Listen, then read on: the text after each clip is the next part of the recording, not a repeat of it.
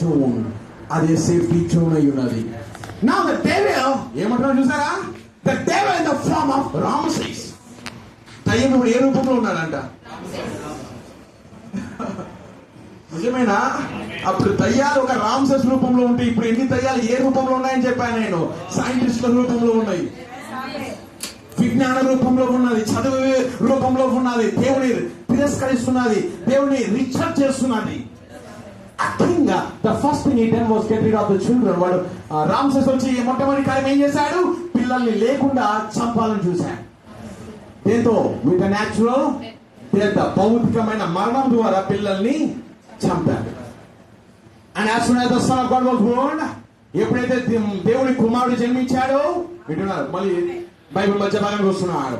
He had moved from Egypt. ఎక్కడ నుండి ఆ దయ్యము ఎక్కడ నుండి ప్రయాణమైనది? ఐగుప్తు నుండి లేచి ప్రయాణమైనది ఆ దయ్యము. Cause God destroyed Egypt. ఎందుకు? దేవుడు ఐగుప్తును నాశనం చేశాడు. చేశాడా లేదా?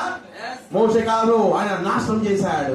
దాన్ని మరి ఎన్నడూ చూడకుండా ఇశ్రాయేలును వారిని అక్కడ నాశనం చేశారు. గుణపు రౌతులను సమస్తాన్ని కూడా సముద్రంలో నాశనం చేశాడు.